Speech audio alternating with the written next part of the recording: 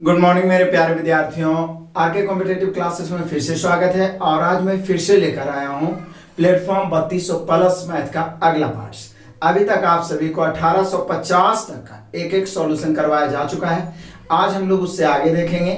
इसी प्रकार से पूरा बुक समाप्त हो जाएगा। जिस प्रकार से हमने वॉल्यूम टू को पहले ही समाप्त कर दिया 2722 तक, उसका भी सॉल्यूशन जरूर देखिए क्योंकि इससे ज्यादा इंपॉर्टेंट क्वेश्चन इसी में है।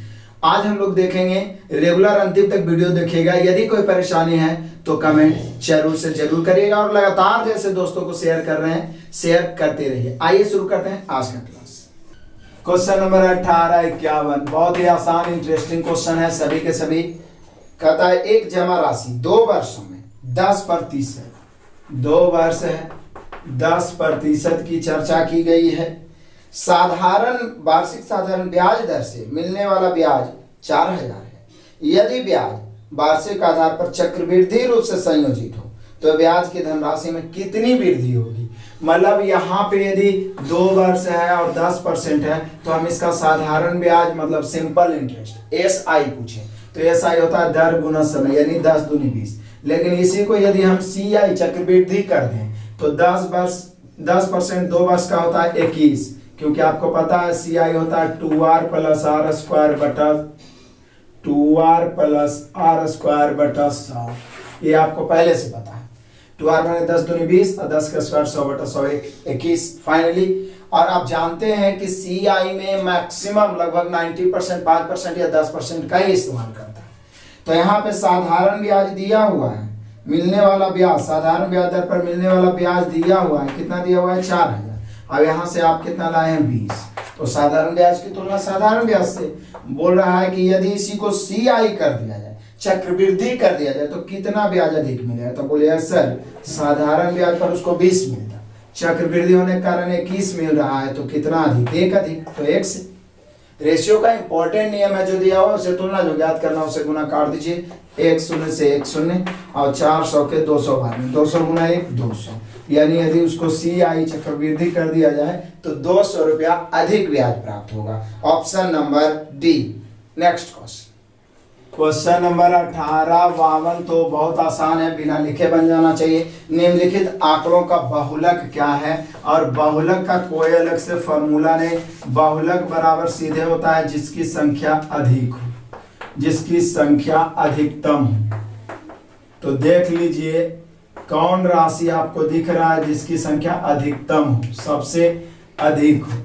तो आप गौर से देखिएगा पूरा टेबल को, तो 103 को दिख रहा होगा और 120 यदि आप ढूंढे तो 4 गो है और कोई भी इससे अधिक नहीं है। यानी हम कह सकते हैं यहाँ पे बहुलक जो है 120 है। आप अपने ऑप्शन से मिला सकते हैं। जिसकी संख्या, जिस राशि की संख्या बार बार रिपीट किया गया हो, ज्यादा हो, वही बहुलक होता है। और बहुलक, माध्य, माध्यिका, मानक विचलन, विचलन गुणांक सभी मैंने स्टैटिक्स में पढ़ाया है। प्ले लिस्ट में जाके आप पूरा देख लीजिए क्योंकि NTPC में 1 या 2 क्वेश्चन निश्चित रूप से पूछा जाएगा। अब हम लोग नेक्स्ट क्वेश्चन देखते हैं। क्वेश्चन नंबर 1853 तो बस क्वेश्चन पढ़ के आंसर मारना है ऑप्शनली। निम्नलिखित में से कौन सा कथन को ढूंढना है एक वास्तविक संख्या के संदर्भ में सही नहीं है। मतलब वास्तविक संख्या के संदर्भ में गलत कौन है, सही नहीं है गलत। तो पहला ए में कहता सभी अपरिमेय संख्याएं वास्तविक संख्याएं। बिल्कुल अपरिमेय, रूट वाला को अपरिमेय कहते हैं, P बटा Q को परिमेय कहते हैं। तो अपरिमेय सिर्फ रहेगा तो वो तो वास्तविक होगा ही।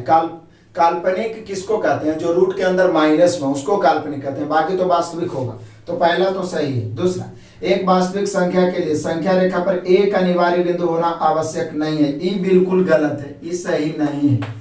वास्तविक संख्या को संख्या रेखा पर दर्शाया जाता है और उसके लिए संख्या रेखा पर एक बिंदु होना बहुत जरूरी है, तभी वो वास्तविक संख्या हो सकता है। यही गलत है। निश्चित रूप से आगे तो सही होगा। सभी परिमेय संख्याएं वास्तविक संख्याएं सही है।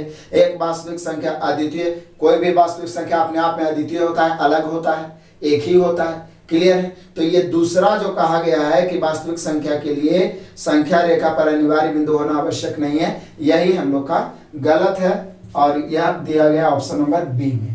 नेक्स्ट क्वेश्चन नंबर 1854 तो और आसान है। चलिए कह रहा है उस त्रिभुज का क्षेत्रफल ज्ञात करें जिसकी भुजाएं 5 12 13 है। अब जैसे ही 5 12 और 13 देखें तो मैं बार बार आपको पाइथागोरस बताया हूं, आपके माइंड में आ गया होगा कि यह समकोण त्रिभुज पर बैठ रहा है, दो छोटी भुजाओं के वर्गों का योग बड़ी भुजा के वर्ग के बराबर हो तो पाइथागोरस पर बैठता है। तो इसको 5, इसको 12 और इसको 13 लेते हैं। अब इसका क्षेत्रफल पूछ रहा है। क्षेत्रफल बराबर होता है 1/2 गुने आधार और ऊंचाई 12, 2 छक 12, क्षेत्रफल हो गया 30।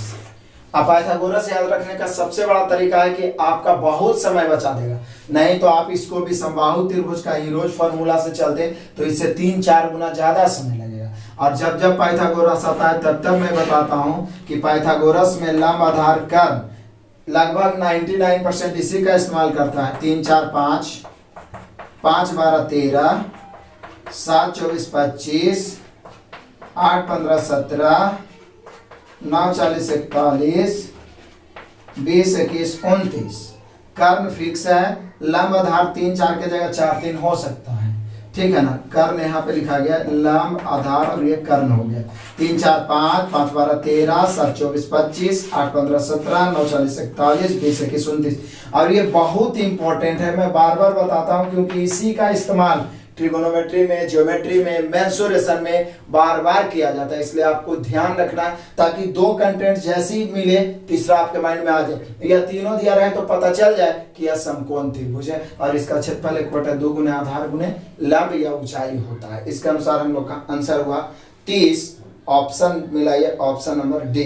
नेक्स्ट क्वेश्चन नंबर 18 55, बहुत मजेदार क्वेश्चन। निम्नलिखित में से कौन सा भिन्न 3/5 और 7/8 के बीच में है? बीच में मतलब कह सकते हैं कि इससे बड़ा होना चाहिए और इससे छोटा, तभी तो बीच में होगा। तो इससे बड़ा और इससे छोटा बोल रहा है तभी बीच में होगा। तो कैसे क्या करें हम लोग? तो फिर एक ही तरीका है, ऑप्शन से चेक करो। ऑप्शन से चेक करते हैं कि कौन है जो इससे बड़ा और इससे छोटा है। पहला 8/9 है तो 8/9 तो इससे भी बड़ा हो जाएगा। देखिए 8/9 यदि हम लिखते हैं, बड़ा छोटा चेक करने का तरीका नीचे से ऊपर गुना करो, जो ऊपर बड़ा आ गया वो बड़ा। 8 8 64, 9 7 63, ये तो इससे छोटा होना चाहिए, बड़ा हो गया। दूसरा 6/7, 6/7 हो सकता है। देखिए 7 इधर से 7 49, 8 48, इससे बड़ा ही है मतलब इससे ही छोटा है। 7 21, 5 31, इससे बड़ा हो गया, इससे छोटा, यही इसके बीच में आ सकता है। और यही हम लोग का आंसर होगा 6/7, जो कि दर्शाया गया है ऑप्शन नंबर बी। जब 1 हो गया तो आगे चेक करने की जरूरत नहीं है।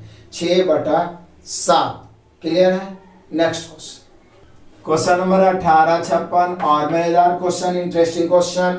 जमा की गई 8500 की राशि का 3 वर्ष में साधारण ब्याज 20-40 है, तो ब्याज की वार्षिक दर क्या है? बोले सर इसमें डायरेक्ट फॉर्मूला ही लिखो। दर बराबर बचपन से पढ़े हैं, ब्याज गुना 100 मूलधन गुना समय।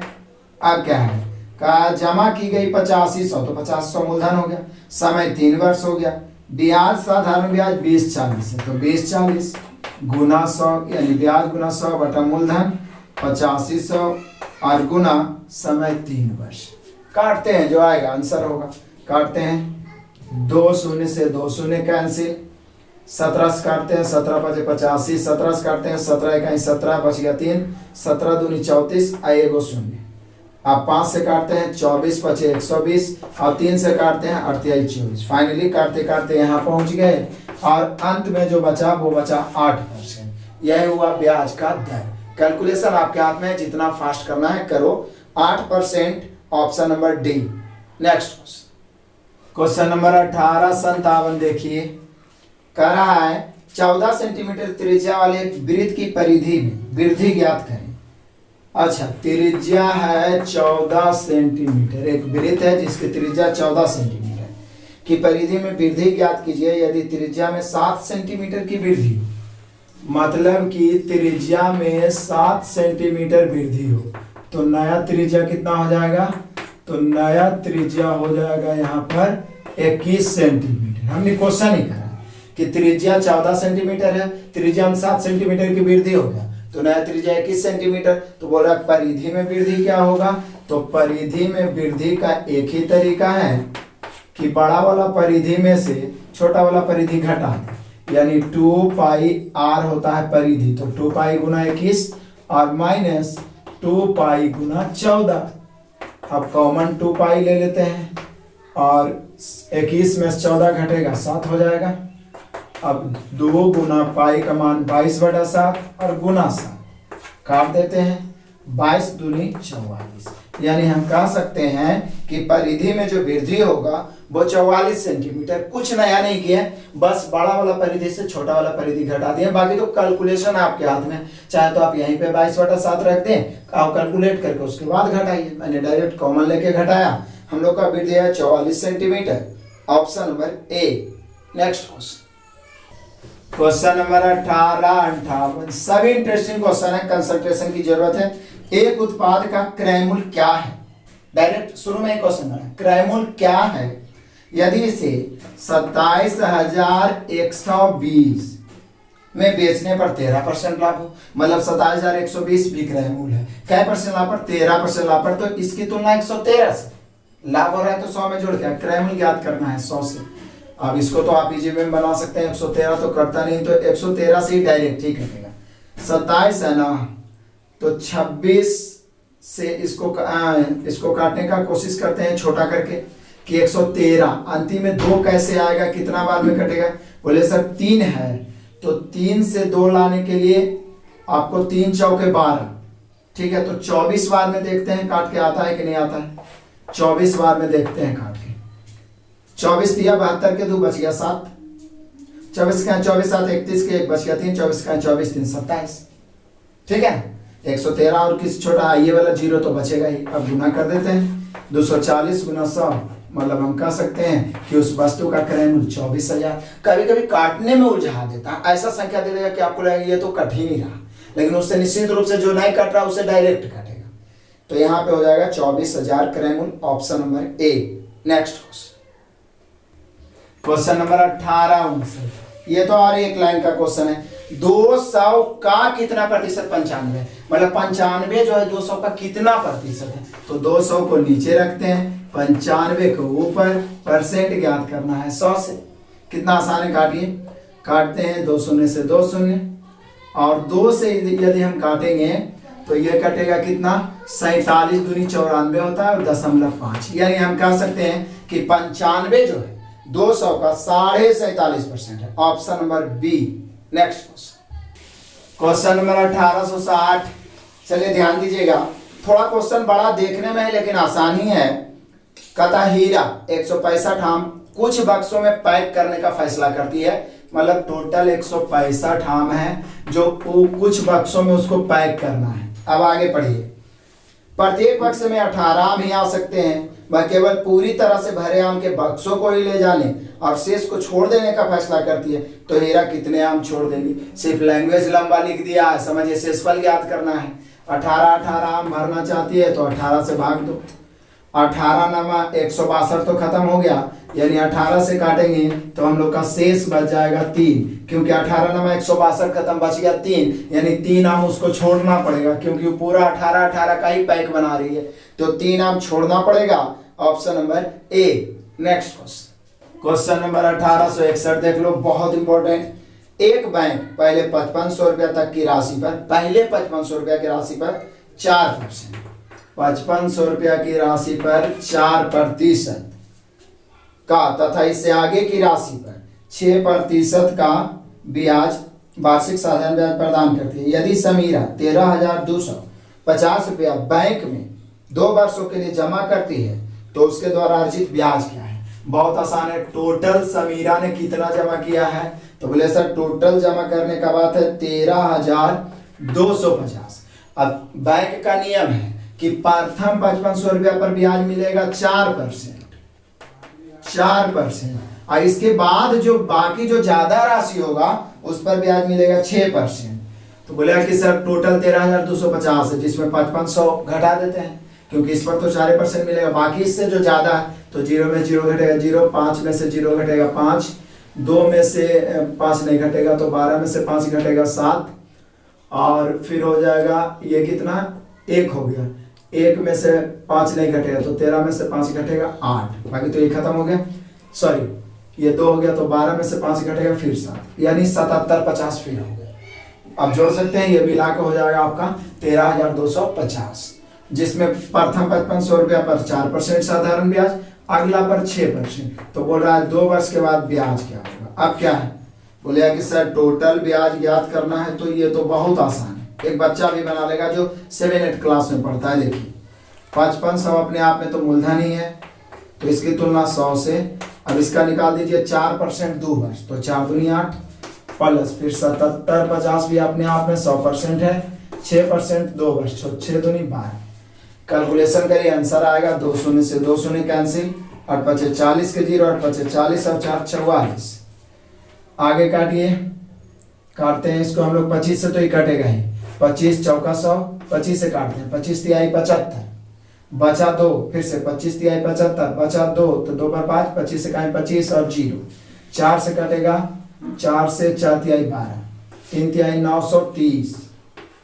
अब इसको हम लोग जोड़ देते हैं, 0, 4 और 3 7, 9 और 4 13, यानी हम कह सकते हैं कि टोटल जो ब्याज प्राप्त होगा वो होगा 1370।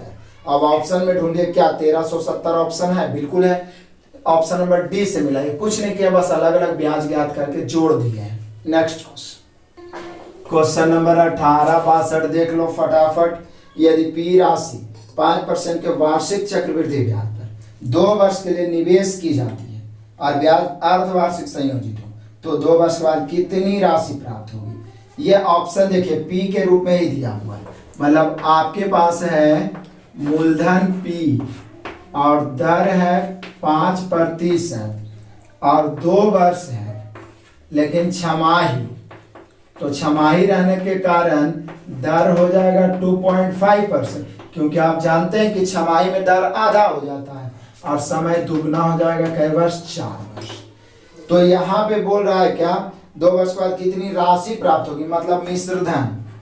तो CI यदि आप पढ़ोगे फॉर्मूला के माध्यम से, तो 7-8 क्लास में ही पढ़े थे, मिश्र धन A को दर्शाते हैं और ये बराबर होता है P यानी मूलधन इंटू 1 प्लस R बटा 100 पर पावर n। इसी फॉर्मूला को लगाना है, क्योंकि ऐसे ही आंसर दिया है, P इंटू 1 प्लस R कितना है, तो R है 2.5 बटा 100 और पर पावर n कितना है 4। अब लिख देता हूँ P इंटू, यहाँ एलसीएम लगे तो 100 और 2.5 जुटेगा तो कितना हो जाएगा 102.5 बटा 100 पर पावर कितना 4। अब इसी को लिख देते हैं P इंटू 102.5, एक अंक के बाद तो पहले से ही दशमलव है, उसमें 100 से आप भाग पड़ेगा, तो बोले 2 अंक और बढ़ जाएगा, यानी हो जाएगा 1.025 पर पावर 4। यही मिश्रधन होगा, मतलब यही राशि प्राप्त होगा। अब ऑप्शन से मिलाइए, मतलब यहाँ पे कुछ टेक्निकल पॉइंट या दिमाग में लगा, सीधा फॉर्मूला में मान बैठा दिए हैं। तो यहाँ पे हम लोग का आंसर ऐसा दिखा रहा है, ऑप्शन नंबर डी। ध्यान से देखिए, यही हम लोग का आंसर होगा, option number D. Next question number 18 63 देख लीजिए। एक व्यापारी ने 475 रुपया प्रति दर्जन की दर से 132 दर्जन आम खरीदे। अच्छा, 530 रुपया प्रति दर्जन की दर से केवल 125 दर्जन आम ही बेचे, तो बोल रहा है व्यापारी के पास बचे आम के स्टॉक का मूल्य क्या है? मूल्य मतलब शुरू में क्रय मूल्य पूछा है, तो बोले कि सर खरीदा है 132 दर्जन। कैसे खरीदा है? 475 रुपये। बेचा है, कैसे बेचा है? तो 530 रुपये दर्जन। कितना बेचा है? तो 125 दर्जन। तो बचा कितना? तो बोले सर 132 में से 125 को घटा दिया जाए तो 7 दर्जन बचा, लेकिन मूल्य पूछ रहा है कि इसका मूल्य क्या होगा। बोले सर 7 दर्जन, तो 7 गुना उसका मूल्य कीमत है 775। स्टॉक कीमत मतलब शुरू वाला, उसका कितना अभी उसके पास बच गया, तो 7 5 35 के 5 बचा 3, 7 7 49, 3 52 के 2 बचा 5, 7 चौके 28 और 5 33। यानी हम कह सकते हैं कि उसके पास जो बचा हुआ है उसका स्टॉक कीमत 3325 रुपया है, जो दर्शा रहा है option number D. Next question number 18 64 तो और मजेदार है, जरा ध्यान दीजिएगा 18 64 पर। 160 साइकिलें 5,24,000 में बेचने पर 10% की हानि हुई। एक साइकिल का क्रय मूल्य क्या था? बोले सर जी 5,24,000 में बेचने से हानि हुआ 10%, तो इसकी तुलना 90 से, और क्रय मूल्य निकालना है तो 100 से। लेकिन टोटल साइकिल का क्रय मूल्य हुआ, हमें चाहिए प्रत्येक साइकिल, एक साइकिल का क्रय मूल्य क्या है? तो बोले सर 160 साइकिल है, 160 से भाग दे दो, हो गया एक साइकिल का क्रय मूल्य। अब क्या है, फटाफट काटो, काटेंगे इसको, काटेंगे 20 से तो 25 20 8 160, ठीक है। 8 से काट के देखते हैं, 8 से यदि कटे, एक शून्य से एक शून्य पहले काट लेते हैं, उसके बाद 9 से काटने का प्रयास करते हैं, कटेगा 9 से तो नहीं कट रहा, क्योंकि 5 2 7 7 4 11 हो रहा है, यानी कि हम कह सकते हैं कि यहाँ पर ये 9 से नहीं कट रहा है। तो चलो पहले 8 से ही काट लेते हैं। 8 से यदि हम काटेंगे तो कटेगा 8 6 48, बचा कितना 4, तो 8 5 40, फिर बचा कितना 4, 8 5 40, उसके बाद में ये हो गया 0, यानी 65 50। अब आपको 6 5 11 5 16, फिर भी 9 से यहाँ पर नहीं कट रहा, लेकिन दिया हुआ तो 10%, तो लगभग में ही आंसर मारेंगे 0, 5 25 के बाद बचा 2, 5 25 2 27 के साथ बचा 2, 5 के 30 और 2 32, बटन 9 से काटते हैं, जरा ध्यान देना। 9 तिहाई 27, 32 है तो 27, बच गया 5, 5 पर 7 57, तो 9 6 के 54, 57 54 खत्म, बच गया 3 35, तो 35 बचा, तो यहाँ पर हो जाएगा आपका 35 बचा, तो 9 तिया 27, बचा कितना 8, 8 पर 0, तो फिर 9 8 72, 8 पर 0 80 होता है, तो 9 8 72, फिर 8 9 8 72। इसी प्रकार से हम लोग का आंसर यही होगा, लेकिन इसी को ही क्या किया है, लगभग में आंसर मारा है 36, ये 3 है और ये 8.8 है, जिसके कारण इसको डायरेक्ट 39 बना दिया है, यानी यहाँ पे आंसर होगा 36 39, जो ऑप्शन नंबर सी दर्शा रहा है। वैसे भी क्वेश्चन के लास्ट में लिखा है निकटतम रुपयों में पूर्णांकित करें, ठीक है ना। तो शुरू में ही क्वेश्चन बढ़िया से पढ़ लेना, तो कंफ्यूजन नहीं होइएगा, नहीं तो बहुत सारे विद्यार्थी कंफ्यूज हो जाते हैं कि सर कट ही तो नहीं रहा है और ऑप्शन पूर्णांक में दिया हो, और वहां पे वो फंस जाते हैं और गलती कर देते हैं। तो निकटतम पूर्णांक में आराम से एकदम कंसंट्रेट होकर उसको कैलकुलेशन करते जाइए, अंत में आंसर लगभग में आएगा, मिला के आंसर मार देना है, option number C. Next question number 18 65 देख लो।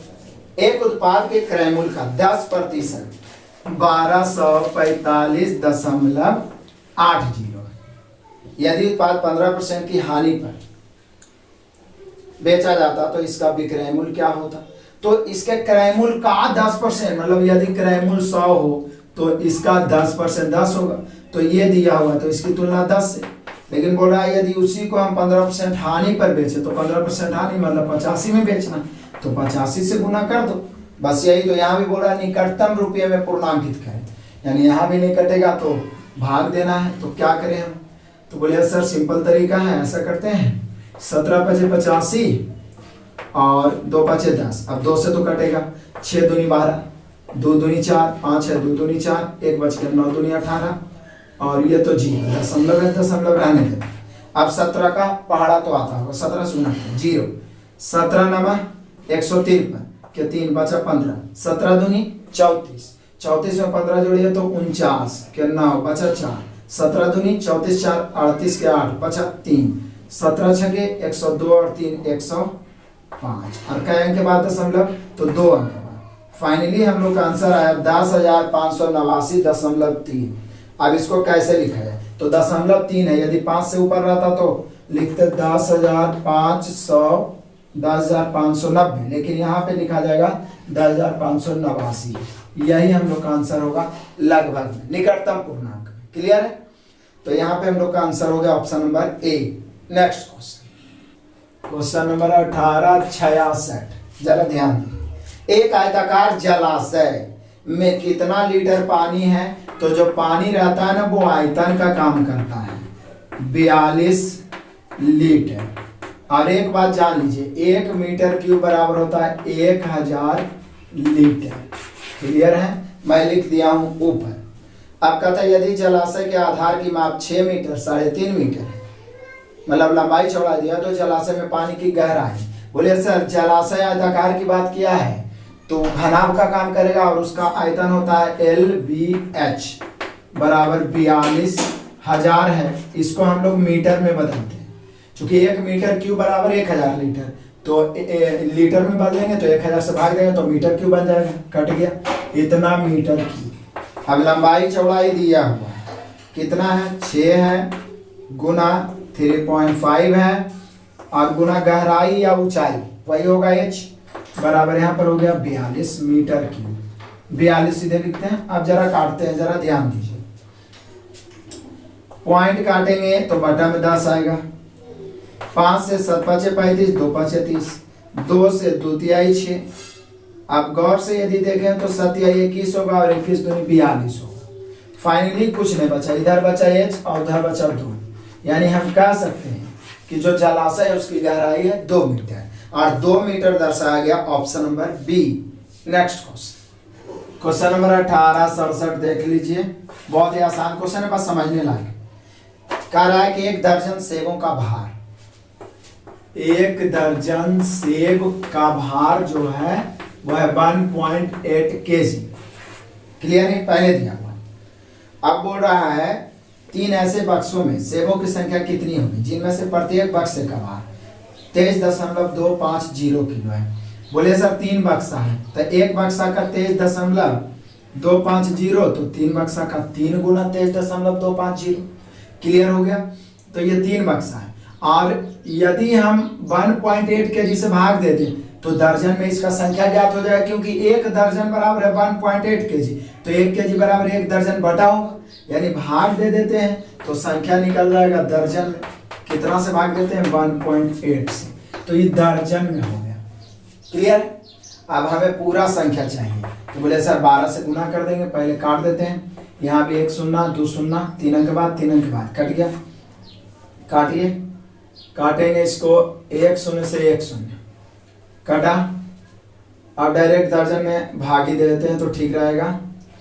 यहाँ पे हो गया 3 गुना 23 25 बटा 180 और गुना 12 से, चूंकि जो प्राप्त हुआ वो दर्जन में हुआ, क्योंकि 1.8 kg एक दर्जन का भार है। 1.8 kg से भाग देना मतलब कि दर्जन में प्राप्त होना। अब जरा काटते हैं। 12 से यदि हम इसको 180 काटेंगे तो 15 बार में काट जाएगा। 3 से काटेंगे तो 5 बार में।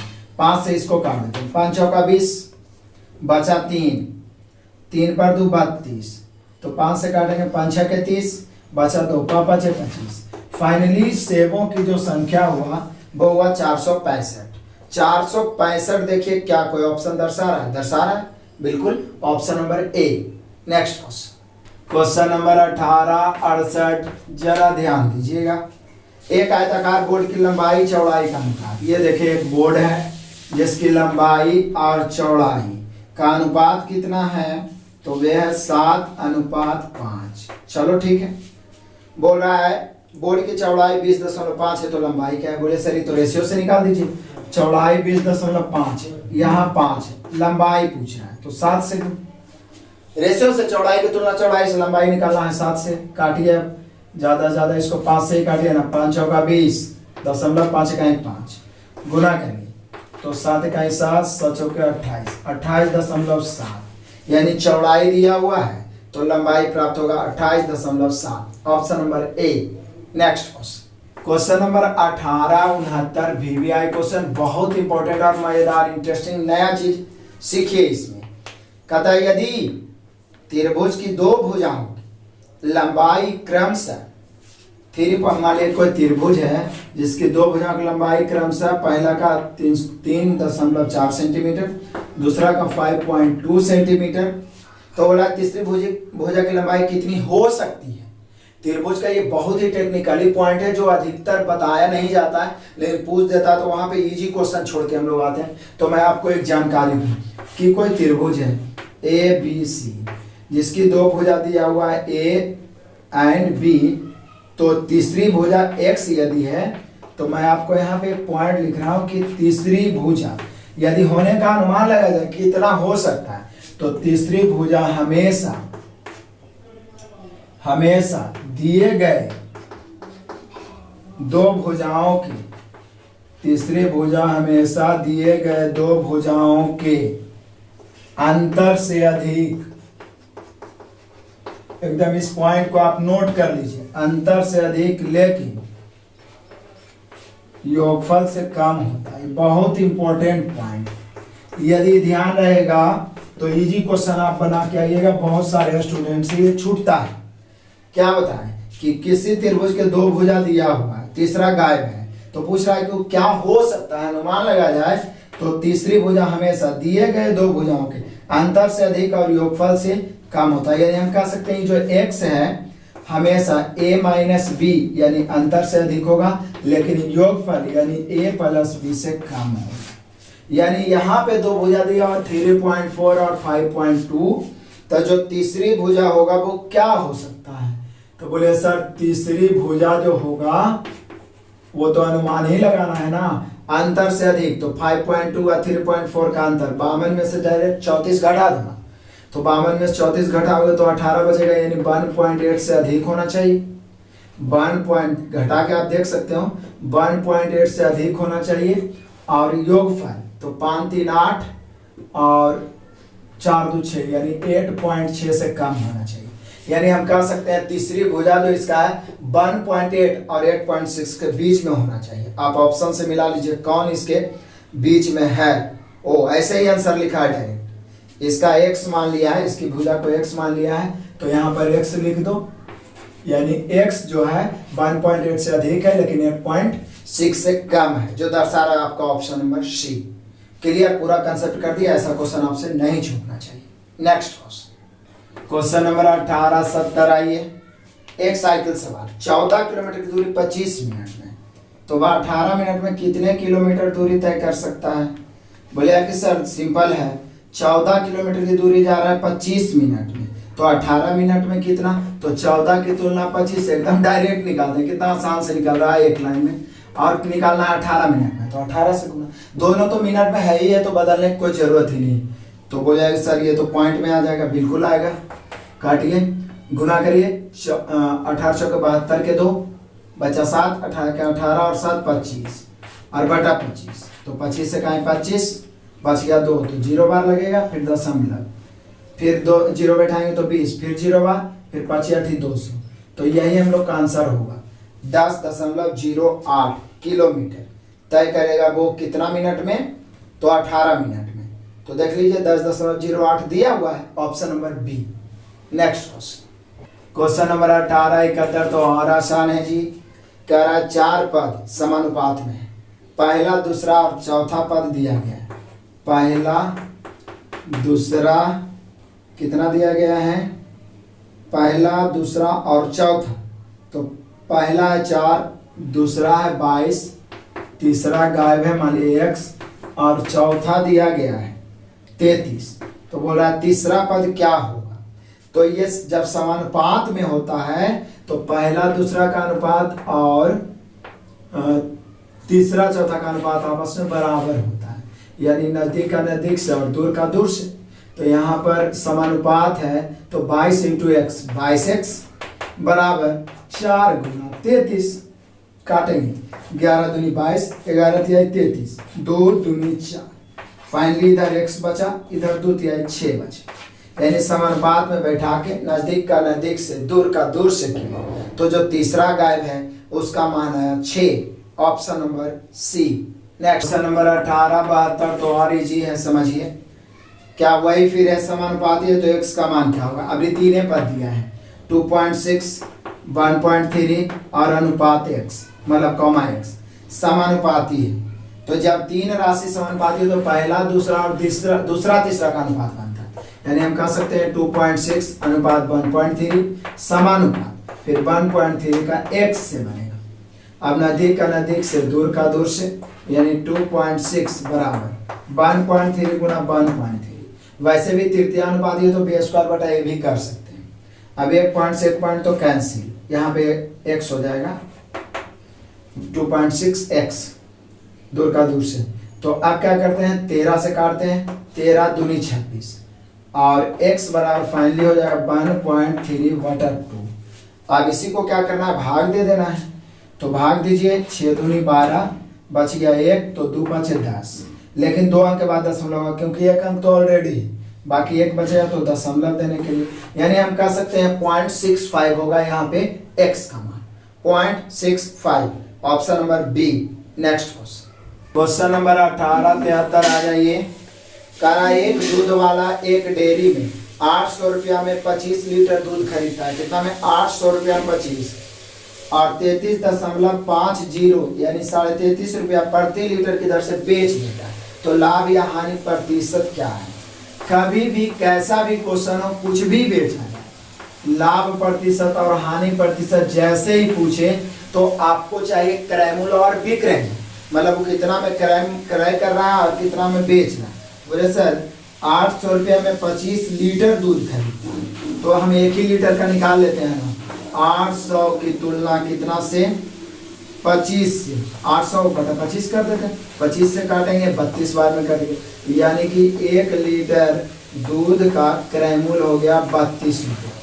अब विक्रय मूल्य है, विक्रय मूल्य बेचा कैसे है? तो बोल रहा 33.50 रुपये प्रति लीटर बेचा, तो 32 रुपये खरीदे बेचा 33.50, तो लाभ प्रतिशत बराबर लाभ बटा क्रय मूल्य गुना 100। कितना लाभ हो रहा? 1.50। क्रय मूल्य कितना? 32 और गुना 100। बस अब क्या है? काटिए, पॉइंट से 2 शून्य खत्म। आप भाग दे दीजिए, पॉइंट में आ जाएगा। काट देते हैं इसको, 32 से नहीं तो कम से कम 2 बार में। 16 दूनी 32, 75 दूनी 150, 16 से भाग 16 होता है, यानी 16 चौके 64, 16 चौके 64 बच गया, 6 5 11 बच गया। 11 पर 0 देंगे तो 110, 10 16 से भाग देंगे 196, 16 7 यानी 7 बार लगाएंगे ना तो लगभग में आ जाएगा। वैसे तो 110 ही है, लेकिन 16 7 112 होता है, तो लगभग में यही आएगा। 4.7% जो दर्शा रहा है आपका ऑप्शन नंबर ए। क्लियर है? नेक्स्ट क्वेश्चन नंबर 1874 जरा ध्यान दीजिएगा। के एक काम का 3/4 भाग। देखिए टाइमर का बहुत मजेदार VVI क्वेश्चन है और इम्पोर्टेंट भी। कह रहा है के एक काम का 3/4 भाग 6 दिन में। के एक आदमी है जो 3/4 भाग करता है 6 दिन। हम लोग को टोटल काम कितना दिन में करता है ये लेके चलना। देखिए 3/4 काम 6 दिन में, तो पूरा काम तो 6 चौके 24/3 दिन में, क्योंकि पूरा एक होता है, पूरा काम एक होता है। या ऐसे कर सकते हैं, इसको काट दे, 3 इकाई 3, 3 दूनी 6, तो पूरा एक काम तिरछा होगा, 4 दूनी 8 दिन में। यानी के 3/4 काम करता है 6 दिन में, तो पूरा एक काम करेगा कई दिन में? 8 दिन में। और टाइम भर का मास्टर वीडियो में ऐसा स्पेशल टाइप मैंने बताया, जरूर उसको देखिए। और उसी में एक आदमी आया जे, जो करता है 2/5 काम 4 दिन में, तो ऊपर से ऊपर काट देते हैं, 2 इकाई 2, 2 दूनी 4, तो पूरा एक काम ही करेगा 5 दूनी 10 दिन में। यानी फाइनली क्वेश्चन का बहुत आसान तरीका हो गया कि ये पूरा काम 8 दिन में, जे पूरा काम 10 दिन में। इस समय दिया हुआ, और समय के उल्टा होता है क्षमता। क्षमता 10 इधर 8 इधर, 5 दूनी 10, 4 दूनी 8, यानी 5:4। ये हो गया क्षमता का अनुपात। अब हम लोग से पूछ रहा है कि यदि वे दोनों मिलकर काम करें तो पूरा काम कितना दिन में समाप्त होगा। किसी एक को लेकर चलेंगे 40, दोनों मिल गया मतलब 5 4 9, कई दिन में होगा? डी दिन में। अब काट दीजिए, डी बराबर हो गया 40/9, यानी 9 चौका 36, बच गया 4, 4.4/9 दिन में दोनों मिलके पूरा काम समाप्त कर देगा। ऑप्शन मिलाइए, option number C. Next question number 1875 देख लीजिए। ये कैलकुलेशन है और आपसे बनने लायक है। 3.2 गुना 10⁻4 बटा, भागा है तो बटा कर दिए, 2 गुना 10⁻5। अब जरा ध्यान दीजिएगा, करना क्या है, चलो कर दो, पॉइंट काट दो। पॉइंट काटेंगे 10 एक और नीचे आ जाएगा, आ गया 10 नीचे, पॉइंट के बदले 10, 2 से काट देंगे 16 दूनी 32, 10⁻4 है, 10⁻5, तो यहाँ भी एगो 10 बच जाएगा। फाइनली ऊपर बचा 16, नीचे बचा 10 गुना 10। अब ऐसे ही आंसर दिया होगा, या तो पॉइंट में ऑप्शन से मिला है, लेकिन ऑप्शन चेंज कर दिया और यहाँ पे आपको फंसा सकता है। ये क्या किया है, इसको 16 और नीचे इसको 10 का स्क्वायर लिख दिया, यही आपका आंसर होगा। यदि दशमलव में दिया होता तो 2 अंक के बाद 0.16 दिया होता, तो आप आंसर मारते समय भी ऑप्शन को देखिएगा। अब ऐसे करके क्वेश्चन फंसाने लगा है एग्जाम में, ताकि आपका टाइम बर्बाद हो। आप आंसर लाते हुए भी बहुत सारे विद्यार्थी कंफ्यूज होके ऑप्शन नहीं क्लिक कर पाते। तो आंसर ये दिया हुआ है option number B. Next question number 1876 देख लीजिए। दो संख्याओं का लसा इसके मासा का 40 गुना है, यानी हम कह सकते हैं उसके लसा उसके मासा का 40 गुना, यानी मासा को 1 माना जाए तो लसा 40। बहुत मजेदार क्वेश्चन। यदि दोनों संख्याओं का गुणनफल 14 40 हो तो उसका मासा क्या होगा। अब इसको x है, इसको 1x मान लेते हैं, क्योंकि हम सभी जानते हैं कि यदि दो संख्या है तो पहली गुना दूसरी बराबर होता है LCM गुना HCM। और लसा मासा से संबंधित जो भी क्वेश्चन एग्जाम में पूछा जाता है 90% क्वेश्चन में यही फॉर्मूला इस्तेमाल होता है। तो दोनों राशि का गुणनफल दिया हुआ है, कितना गुणनफल दिया हुआ है 14 40 बराबर लसा कितना है 40x, अब मासा कितना है x। यहाँ से x का मान निकाल लेते हैं, फिर मान रख देंगे तो मासा ज्ञात हो जाएगा। काटिए, पॉइंट से पॉइंट 4 से काटेंगे तो कितना बार में 4 से 4 तिहाई 12, 6 चौका 24, 2 बचेगा।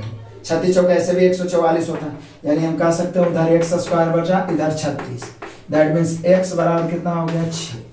अब क्या x का मान यदि 6 यहाँ रखे हैं तो 6 का 6 यही मासा हो गया। 6 यहाँ रखे हैं तो 6 चौक 24 240। यदि लासा पूछता तो आंसर 240, लेकिन मासा पूछ रहा है तो 6 हो गया। और 6 आपका ऑप्शन मिला रहा है option number C. Next question number 1877। तो फिर से कैलकुलेशन 1.13 प्लस 5.884 बटा 2.004। अब क्या है, इसको भाग दो। और क्या कर सकते हैं हम लोग, जोड़ के भाग देंगे। इधर भी 4 अंक के बाद दशमलव बना देते हैं, 3 अंक के बाद दशमलव बना देते हैं। 3 अंक के बाद है एगो शून्य दे दिए। अब जोड़ देते हैं, जरा ध्यान दीजिए। 4 और 0 और 5, 0 और 5 5, 3 और 8 11 के 1 बचा 1, फिर 1 और 8 9 और 1 बचा 10, शून्य बचा 1, 5 1 6 और 1 बचा 7 बटा में 2.004। अब क्या है, इसी को भाग दो और जो लगभग में आएगा वो आंसर होगा। पॉइंट से पॉइंट काट देते हैं, कटने का तो कोई रास्ता नहीं है। 7 1 8 और 5 13 हो रहा है। यहाँ पे 4 2 6 कट में नहीं तो लगभग में ही काटिए। 2 से कई बार लगाएंगे, 4 बार लगाएंगे तो ज्यादा होगा, यानी 3 बार लगाइए। साथ ही ऑप्शन भी देखते चलिए ताकि पता चल जाए। 3 तो 3 ऑप्शन में दे दिया, 3.44 है, 3.5 है, 3.05। तो जब हम 3 बार लगाएंगे तो 6012 है। तो बोले सर 7015 में 6012 कट गया तो बचेगा 1003। 1003 पर जब डबल शून्य हम बैठाएंगे, यानी यहाँ पे दशमलव देंगे, तो अब 2000 से कई बार लगाएं कि 10,000 आ जाए। तो बोले सर 2000 से 5 बार लगाते हैं, तो 5 लगा दिए। तो 3.5, अब ऑप्शन पता चल गया 3.50, क्योंकि आप तो किसी में 3 के बाद 5 है ही, तो यही हम लोग का आंसर होगा। जो दर्शाने वाला है आंसर आपका ऑप्शन नंबर, यहाँ पे ये वाला 2 शून्य नहीं होगा, 1 ही शून्य होगा। ऑप्शन नंबर आपका दर्शा रहा है सी 3.5, इसी को 0 बना दिया है। तो देखिए कितना आसान है, लेकिन क्वेश्चन को लेंदी बना दिया कि कटने लायक छोड़ा ही नहीं। आपको यहाँ पे सोचना पड़ेगा, और ये तभी होगा जब ये सब क्वेश्चन पे प्रैक्टिस किया रहेगा। यदि हम सोच लेंगे कि ये सब तो वैसे ही कैलकुलेशन और इसको इग्नोर करते जाएंगे तो वहां पे आप एग्जाम में फंसिएगा, और 1 नंबर भी आप फंसे तो रिजल्ट में, मेरिट में बहुत प्रॉब्लम हो सकता है। इसलिए इग्नोर नहीं करना। जब मैं नहीं कर रहा हूं तो आप क्यों करते हैं। क्लियर है। नेक्स्ट क्वेश्चन नंबर 1878 है। निम्न में से कौन सी एक विषम भाज्य संख्या, विषम भी होना चाहिए भाज्य भी। तो 12 15 13 और 17 में 15 है, ये विषम भी है और भाज्य भी है, क्योंकि ये एक और स्वयं के अलावे किसी और से भी कट जाए तो भाज्य हो जाएगा। बाकी यहाँ 12 तो सम है, ये तो होगा नहीं। 13 विषम है लेकिन भाज्य नहीं है, अभाज्य। 17 भी विषम है लेकिन अभाज्य, लेकिन हमें विषम भी चाहिए भाज्य भी चाहिए। तो 15 option number B. Next question number हो गया 879। कहता है एक निश्चित ब्याज की दर पर 3 वर्ष के लिए। देखिए बहुत मजेदार क्वेश्चन है। यहाँ पे इतना फंसाया है स्टूडेंट को कि 99% स्टूडेंट गलत कर दिए होंगे इस क्वेश्चन को, मैक्सिमम स्टूडेंट गलत किए होंगे। बोले वो कैसे सर, देखिए पढ़िए कैसे। एक निश्चित ब्याज की दर पर 3 वर्ष के लिए 10,000 निवेश करता है, मतलब मूलधन हो गया उसका 10,000 निवेश करता है। दूसरे वर्ष के अंत में उसकी राशि, मतलब दूसरे वर्ष के अंत में मतलब 2 वर्ष में उसकी राशि मैंने मिश्रधन हो गया, कितना हो जाता है, कितना हो जाता है, तो 11,664 रुपया हो जाता है। तो बोला ब्याज की दर ज्ञात करें, ब्याज की वार्षिक दर ज्ञात कीजिए यदि ब्याज वार्षिक संयोजित हो। बोले सर क्यों इसमें 90% स्टूडेंट कंफ्यूज होकर गलती किए थे, क्योंकि क्वेश्चन को ऊपर में पढ़िए, एक निश्चित ब्याज की दर पर 3 वर्ष के लिए, ऊपर में लिखा हुआ है 3 वर्ष, लेकिन यहाँ मिश्रधन 2 वर्ष का दिया हुआ है। और बहुत सारे स्टूडेंट 3 वर्ष का इस्तेमाल करने के चक्कर में फंस जाते हैं कि 3 वर्ष कहाँ लिखे, जबकि मतलब हमें सिर्फ 2 वर्ष है, दूसरे वर्ष के अंत में, यानी 2 वर्ष का मिश्रण दिया हो तो हमें 3 वर्ष से क्या लेना देना है, कोई मतलब ही नहीं है। और यदि आप CI का मेरा एक वीडियो देखिएगा जिसमें दर और समय ज्ञात करना ट्रिकली बताया हूं, उसमें बताया हूं कि CI में दर और समय ज्ञात करना SI से भी बहुत आसान है। वो क्या है, मूलधन और मिश्रधन का रेशियो लिख दीजिए, रेशियो लिख दिए। ये देखिए किसी न किसी के 2 वर्ष है ना, तो कंफर्म है ये स्क्वायर के रूप में बैठेगा।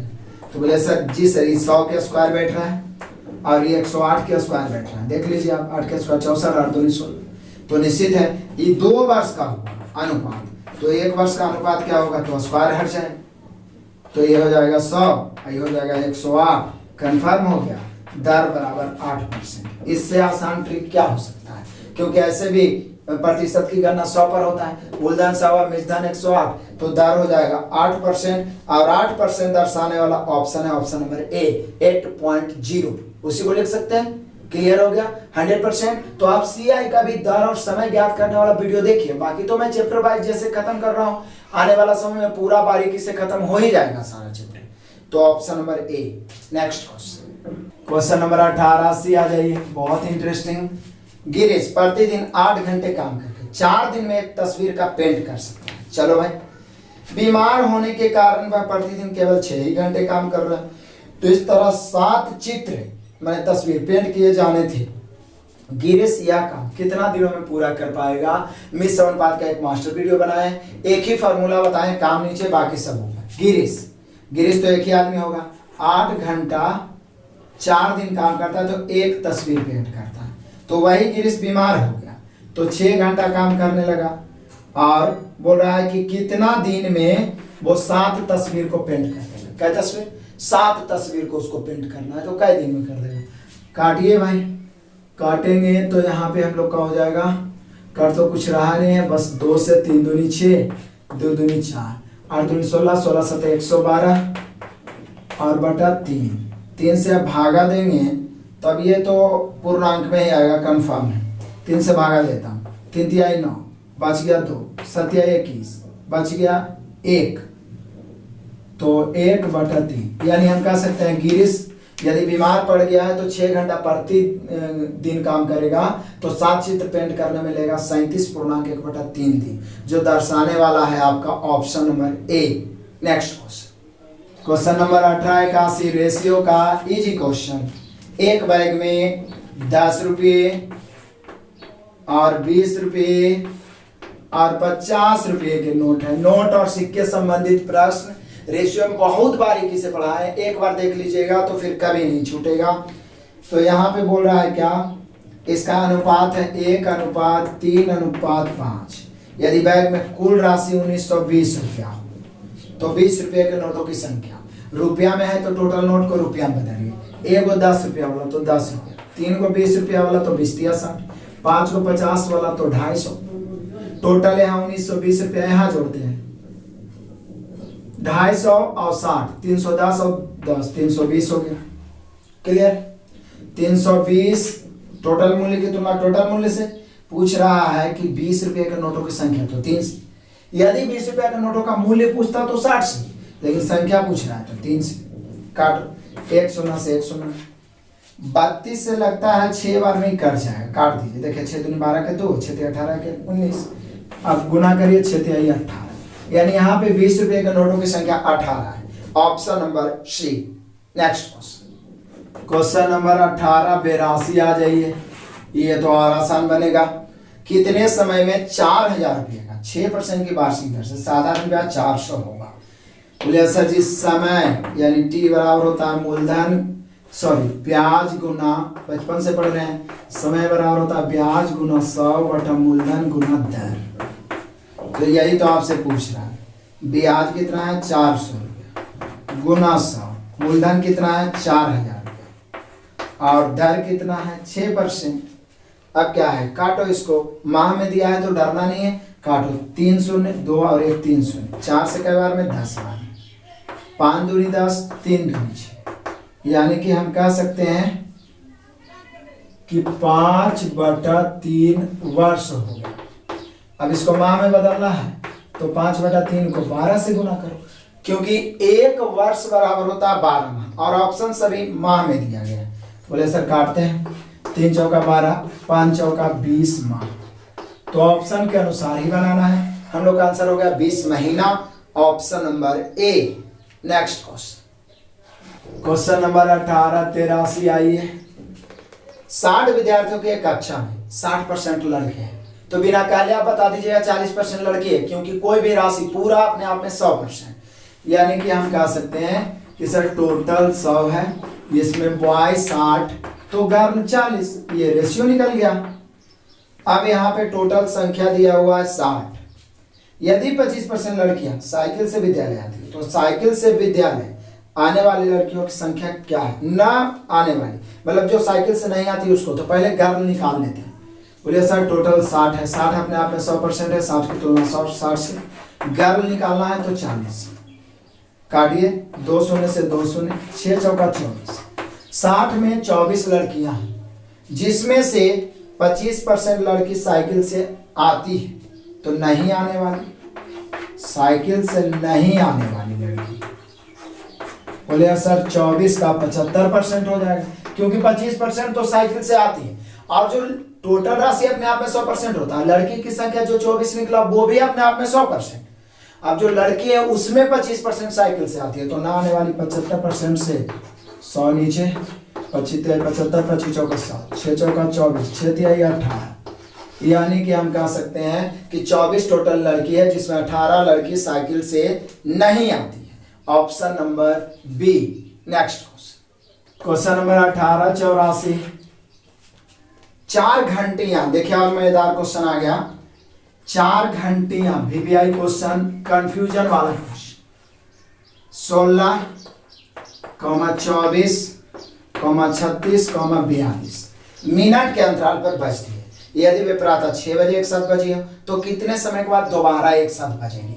यहाँ पे क्वेश्चन पहचानने में बहुत सारे विद्यार्थी गलत करते हैं कि यहाँ निकालना क्या है, लेकिन मैं एक पॉइंट आपको दे दूं, कितना है 16 मिनट है, 24 मिनट है, 36 मिनट है और 42 मिनट है।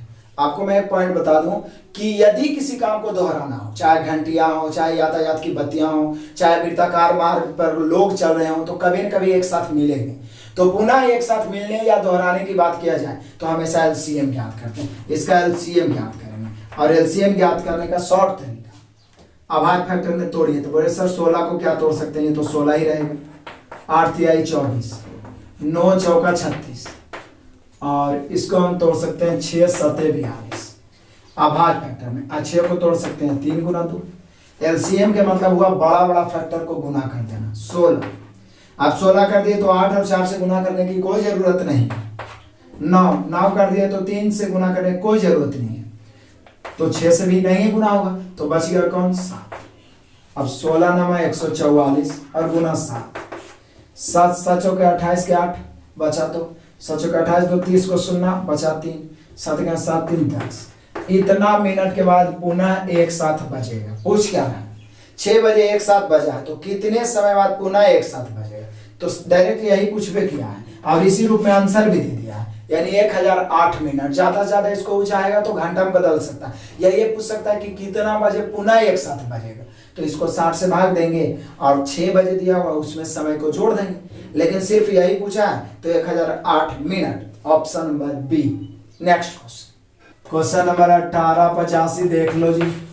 1885 है, बहुत ही आसान ट्रिग्नोमेट्री का, 1 माइनस tan स्क्वायर थीटा बटा एक और है tan स्क्वायर थीटा। क्लियर? तो इसका मान पूछ रहा है कि इसका मान क्या हो सकता है, तो बोलिए कि सर ऐसे करते हैं, tan स्क्वायर थीटा से दोनों में बारी बारी से भाग लगेगा, तो ये हो जाएगा 1/tan स्क्वायर थीटा, और माइनस इधर tan/tan करेंगे तो -1 हो जाएगा। 1/tan स्क्वायर को हम लिख सकते हैं cot स्क्वायर थीटा -1। अब cot स्क्वायर थीटा -1 के रूप में आंसर दिया है, तो ठीक है, यही आंसर हो जाएगा, cot स्क्वायर थीटा -1, यही आपका आंसर दिया हुआ है। ऑप्शन मिलाइए, option number A. Next question number 1886, फटाफट देखिए, अब बहुत ही जल्द समाप्त हो जाएगा। कह रहा है क्या, a पर पावर -1, ध्यान दीजिए, प्लस b पर पावर -1, और ब्रैकेट है, फिर भागा है, a पर पावर -2 माइनस b पर पावर -2। अब जरा ध्यान दीजिए, जब पावर निगेटिव हो तो उसको उलटिए, और किसी संख्या को उलटने पर पावर का चिन्ह बदल जाता है, प्लस है तो माइनस, माइनस है तो प्लस, तो हो जाएगा 1/a पर पावर 1 तो a, 1/b पर पावर 1 तो b, भागा है तो भागा ही रहने देते, ये हो जाएगा 1/a square minus 1/b square. अब यहाँ पे एलसीएम हो जाएगा ab, तो b इधर a उधर, यानी हो जाएगा b प्लस a, इंटू यहाँ हो जाएगा a square b square, into नहीं भागा, तो इधर हो जाएगा b square minus a square. बोले सर अब क्या करें, अब कोई बात नहीं है, सिंपल ऐसे कर देते हैं, भागा देते हैं, b plus a but a b, इसको उलट दे, गुना करूंगा तो ये ऊपर जाएगा, a स्क्वायर b स्क्वायर, और नीचे जरा ध्यान दीजिएगा, b square minus a square, यदि इसको a इसको b माने तो a square minus b square का मान करता है, a plus b into a minus, यानी यहाँ पर हो जाएगा b plus a into b minus. अब काटा है जो काटिए, ab से एक का को ab कट जाएगा, b प्लस a से b प्लस a कट जाएगा, फाइनली जो बचेगा ऊपर बचेगा b और नीचे बचेगा b माइनस a। अब ऑप्शन देखना है क्या ऐसा ही आंसर दिया है, हाँ दिया है, ab बटा b माइनस a। जरा ध्यान दीजिए, ऑप्शन नंबर ए को ध्यान से मिलाइए, यही ऑप्शन है, ab बटा b minus a, option number A. Next question number 1887 देख लीजिए, बहुत ही इंपॉर्टेंट है। 5 अंकों की सबसे छोटी संख्या और 4 अंकों की सबसे बड़ी संख्या के बीच अंतर क्या है।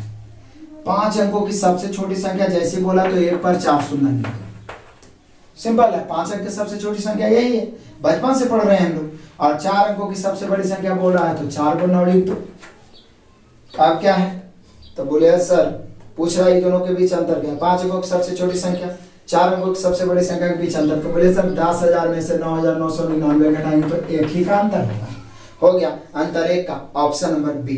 नेक्स्ट क्वेश्चन नंबर 1888 से 90, यानी 88, 89 और 90, 3 क्वेश्चन टेबल दिया हुआ है, सबसेट में एक टेबल का क्वेश्चन आया है। यहाँ राज्य दर्शाया गया है और लाख हेक्टेयर में कृषि क्षेत्र दर्शाया गया है, और 3 साल 2011, 12, 13 पंजाब, हरियाणा, उत्तर प्रदेश, मध्य प्रदेश, महाराष्ट्र, राजस्थान। अब क्या है क्वेश्चन पढ़िए, फटाफट आंसर देते जाइए।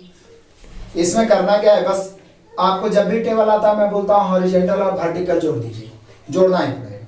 वर्ष 2012 में राजस्थान की तुलना में उत्तर प्रदेश में कृषि भूमि कितनी अधिक थी, मतलब अंतर निकालना। 2012 में राजस्थान और यूपी का अंतर ज्ञात करना है, तो 2012 में राजस्थान को देखा जाए, 2012 के सामने राजस्थान सबसे लास्ट, तो वो 26 है, और 2012 में उत्तर प्रदेश को देखा जाए, तीसरा नंबर का उत्तर प्रदेश है जो 143 है। अब पूछ रहा है कि दोनों का अंतर क्या, मतलब यूपी वाला कितना अधिक, तो अंतर निकाल लेते हैं। दिक्कत क्या बोले सर 143 में से 26, यानी 43 में से 26 घटाना था 100, चलिए ना ऐसे घटा दीजिए ना, 13 में से 6 घटेगा 7, और ये बच गया 3 में से 2 घटेगा 1, यानी फाइनली आप कह सकते हैं कि 117 अधिक था, कुछ करना नहीं था। 2012 में यूपी और राजस्थान का अंतर लिखना था 117, option number B. Next question number 1889, सभी आसान है।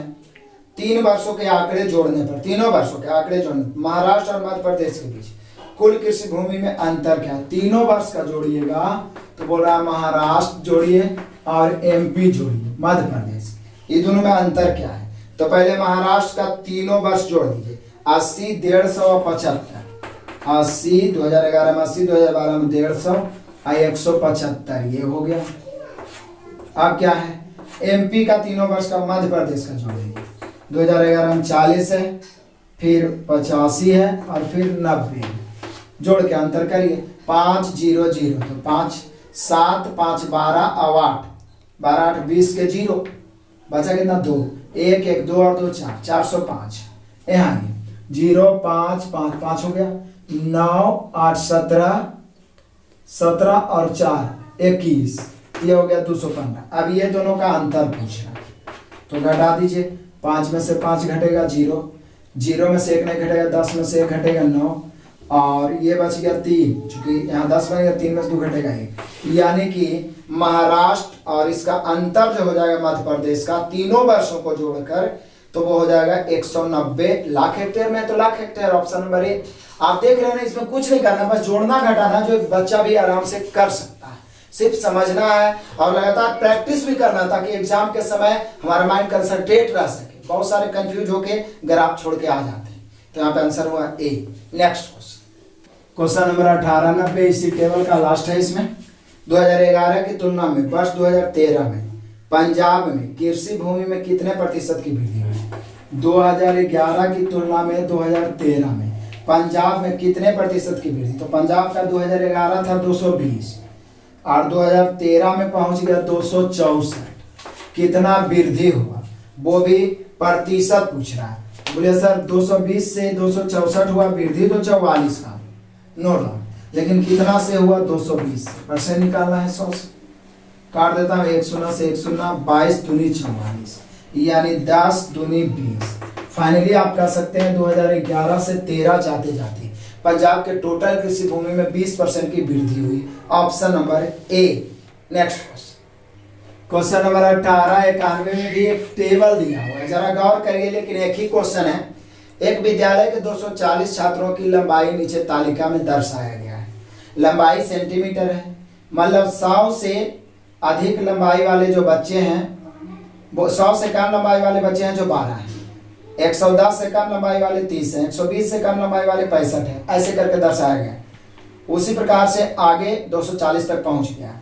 बोल रहा है कितने छात्रों की लंबाई? 130 से कम, लेकिन मतलब 130 और 100 के बीच में आप कह सकते हैं।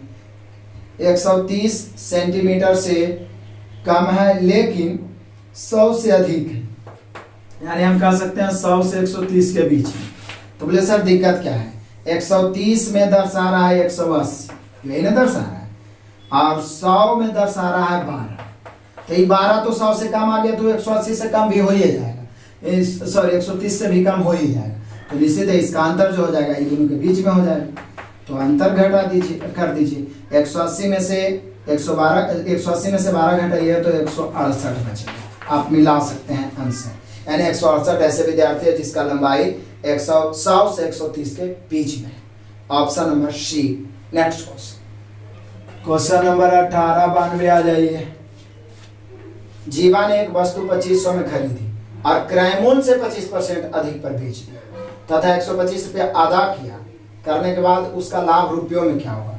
बोलिए सर पहले वो बेचा कितना में ही पता लगा दो। खरीदा तो वो 2500 में, 2500 क्रय मूल्य हो गया, इसकी तुलना 100 से, 25% लाभ, यानी कि 125 काटते हैं 2 शून्य से 2 शून्य, 25 बचे 125 के 5, बचा 12, 25 दूनी 50, 12 62 के 2, बचा 6, 25 का 25 6 31, 25 में वो बेचा, लेकिन बोल रहा है कि टैक्स अदा किया है 125 रुपया, 125 रुपया घटा देते हैं। तो मूल्य उसका, उसके पास जो प्राप्त राशि हुआ,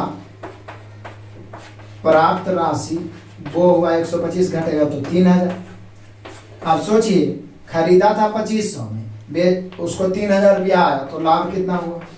तो टैक्स देने के बाद जो मूल्य लाभ हुआ वो हो जाएगा 3000 माइनस 25, यानी कि हम कह सकते हैं 500 रुपया का उसको लाभ हो गया। ऑप्शन मिला ये option number A. Next question number 18, 93 आइए। 832 लोगों के एक सामान्य सर्वेक्षण में पाया गया कि 624 लोगों के पास कार है, मतलब टोटल 832 लोग, जिसमें कार कितने के पास है? तो 624 लोगों के पास कार है। यादृच्छिकता से मतलब एकाएक कहीं से भी एक व्यक्ति का चुनाव करने पर उस व्यक्ति के पास कार ना होने की संभावना क्या है, यानी प्रायिकता का क्वेश्चन हो गया। और यदि आप प्रोबेबिलिटी पढ़ रहे होंगे तो प्रोबेबिलिटी का बेसिक, ताश वाला, सिक्का वाला, पासा वाला, सारे में बहुत ही बेसिक तरीके से पढ़ाया हूँ। आप प्रायिकता का या संभावना का एक ही फार्मूला होता है, प्रायिकता बराबर आने की संभावना बटा कुल संभावना, आने की संभावना बटा कुल संभावना। बहुत ही आसान तरीका है ये, ऐसा आपको ट्रिक कहीं नहीं मिलेगा। आने की संभावना बटा कुल संभावना। तो देखिए पूछ क्या रहा है, यादृच्छा एक व्यक्ति का चुनाव करने पर उस व्यक्ति के पास कार न होने की संभावना। बोले सर टोटल 832 है, जिसमें 624 के पास कार है, तो कार नहीं है कितना के पास होगा? बोले सर 832 में 624 घटा दो, 12 में से 4 घटेगा 8, ये बच गया 2 में से 2 घटेगा 0, ये बच गया कितना 8 में 6 घटेगा 2, यानी 208 के पास कार नहीं है। तो यही तो पूछ रहा है कि उसकी प्रायिकता क्या है। तो आने की संभावना बटा कुल संभावना है, तो कुल संभावना 832 है, क्योंकि 832 में से किसी एक को चुनाव करना है। लेकिन कार नहीं कितना के पास है? 208 के पास। आराम से फॉर्मूला बना हुआ याद रहेगा, आने की संभावना बटा कुल संभावना। तो कैसा भी क्वेश्चन बनेगा, आप इसको काट सकते हैं। 208 से ही 4 बार में डायरेक्ट काट रहा है, यानी फाइनली 1/4 हो सकता है, या पॉइंट में 0.25 हो सकता है। 0.25 दिया हुआ है, ऑप्शन नंबर डी।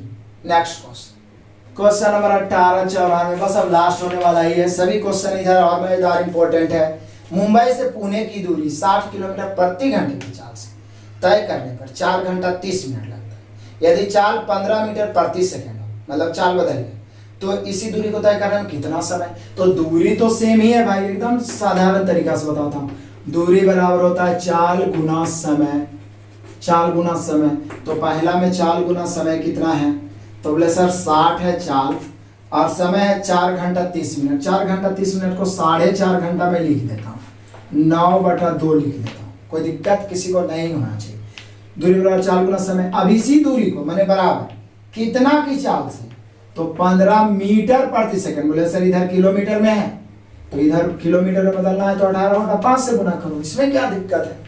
आप टाइम डिस्टेंस का मास्टर वीडियो देखे होंगे। तो इसी को तय करने में कितना घंटा समय लगेगा? 3 घंटे।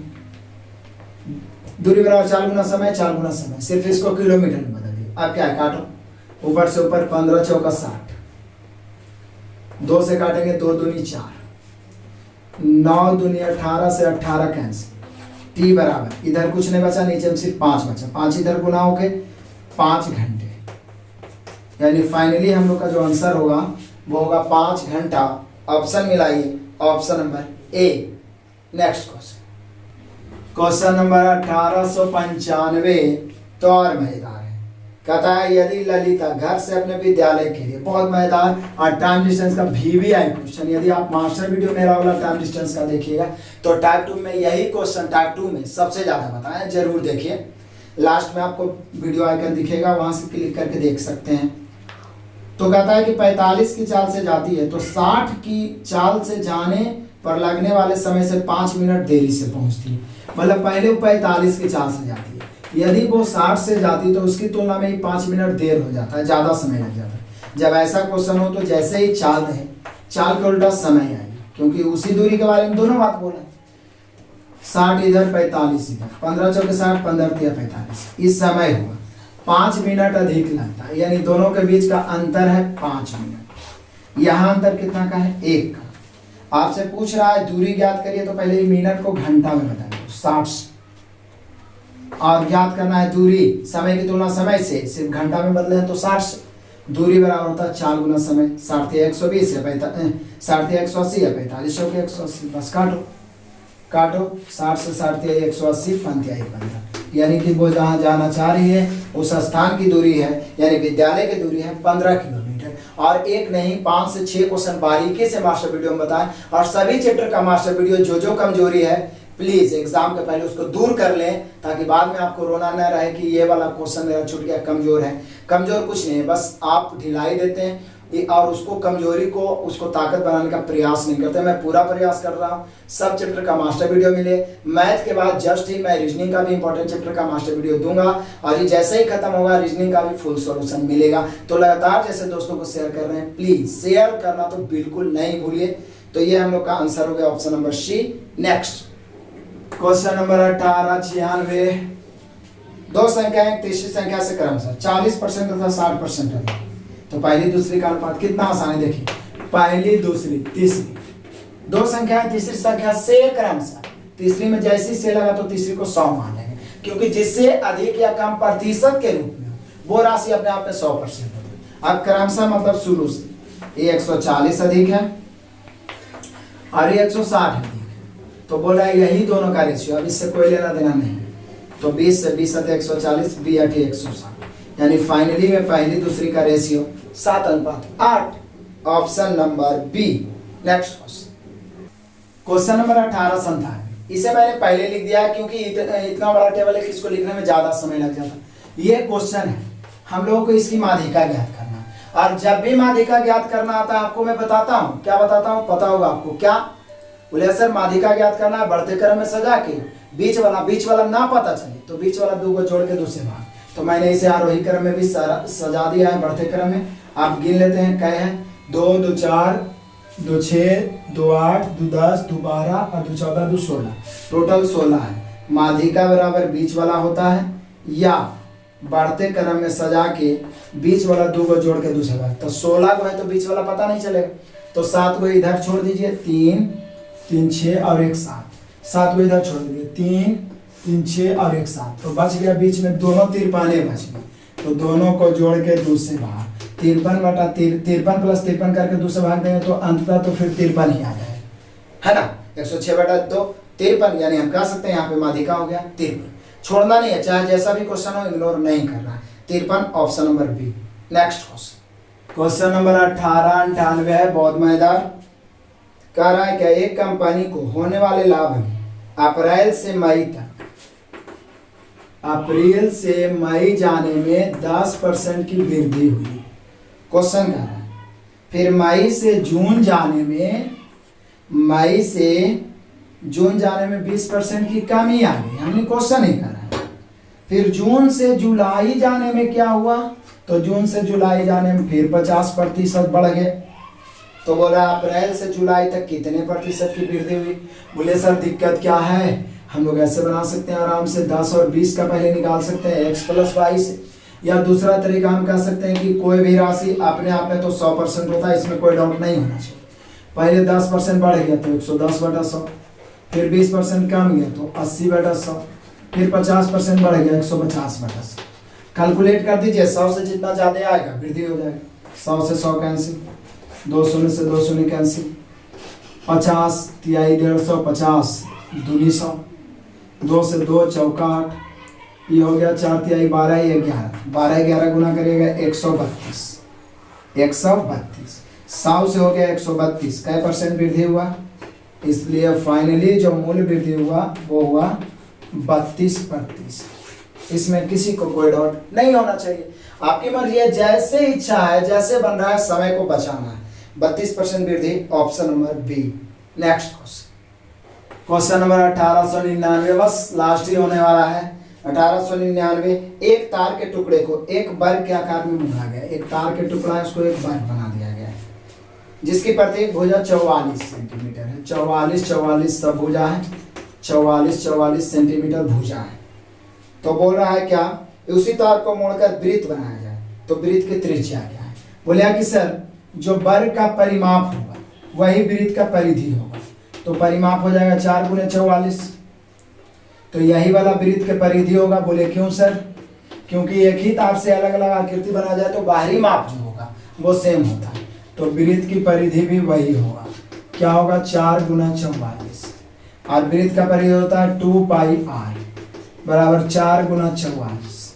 r निकालना है तो पाई का मान रख दो 22/7, r बराबर 4 × 44। अब फटाफट काट दो, आंसर हो गए 22 44 से 44 कैंसिल, तिरछा गुना होगा, r बराबर 28 सेंटीमीटर, यानी इसी तार से जो वृत्त बनाया जाएगा उसका परिधि होगा 28 सेंटीमीटर। ऑप्शन मिला लो, ऑप्शन नंबर आपका है डी।